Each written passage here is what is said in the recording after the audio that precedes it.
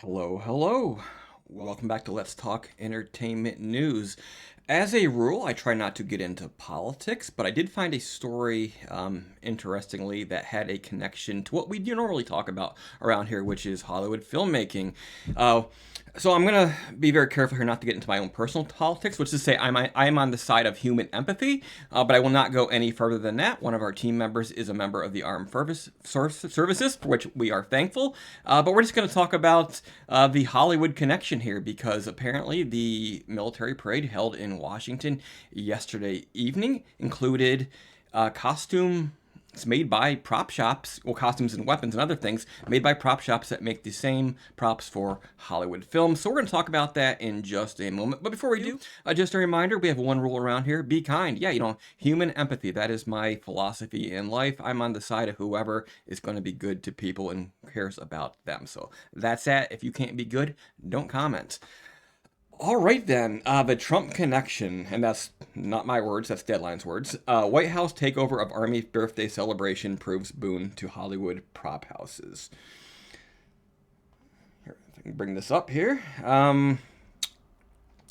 Donald Trump's vainglorious birthday parade, masquerading as a celebration of the 250th anniversary of U.S. Army, may get drenched in a rainy D.C. Flag Day. I don't think it did rain. But the financial sun is shining a bit brighter for some suffering Hollywood vendors. A plethora of prop houses in and around LA received a much needed injection of cash this past month from the federal government for the massive search for March set to kick off soon in the nation's thunderstorm anticipating capital, yada yada yada. Specifically, the parade organizers made rentals orders for vintage guns, rifles, period piece helmets, and other hardware and outfits from industry prop houses on the West Coast.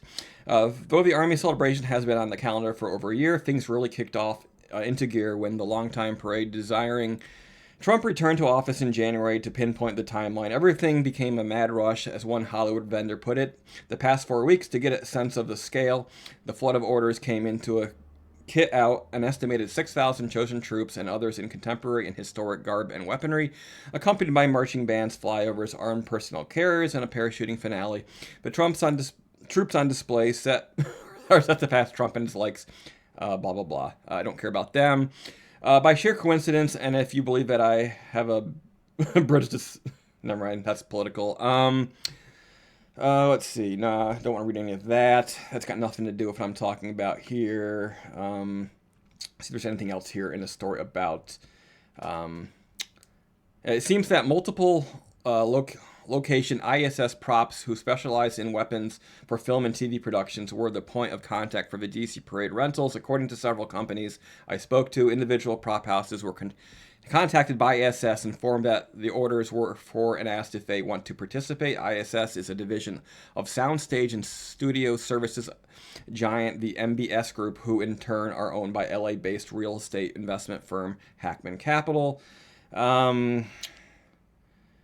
Yeah, and it goes on.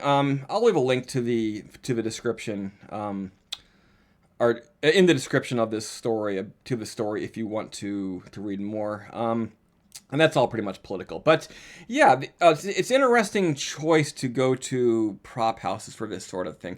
I guess in a sense it's almost necessary, because obviously even if you had hundreds of Revolutionary and Civil War costumes in your museum, in Smithsonian storage or whatever, you wouldn't want to use them. They'd be too frail. You couldn't use them out in the elements. So obviously you do have to create these things, replicas of these things, for the occasion, if you choose to have this occasion. So I guess prop houses make a lot of sense. They're sort of an obvious choice. On the other hand, I think that another route could have been to bring in reenactors, because reenactors are an interesting group who, for generations, have in many cases done the work to make their own costumes, their own replicas, and that's something that reenactors share with sort of the sci-fi and fantasy community that we talk about a lot here on Let's Talk Entertainment, is the building of your own costumes. And of course, that is a very big, cosplay on the convention circuit, and even to some premieres and to different showings of movies and sort of a lot of charity events. Star Wars is big that way. The 501st, Rebel Legion, what's the other group? There's a couple other groups that do that sort of thing. So I guess ultimately, if you chose to hold a parade featuring hundreds or thousands of people in costumes for certain periods, I guess Hollywood makes a lot of sense. But again, I think I may have leaned on the side of reenactors who have a lot of this stuff really sort of dialed in over the generations. So take what you will. It is interesting that it did provide some cash to the prop industry on the West Coast. So take what you will from that. But I thought it was an interesting story, and that's why I shared it here. Let's not get political, but yeah, be kind to one another, and I'll see you again soon.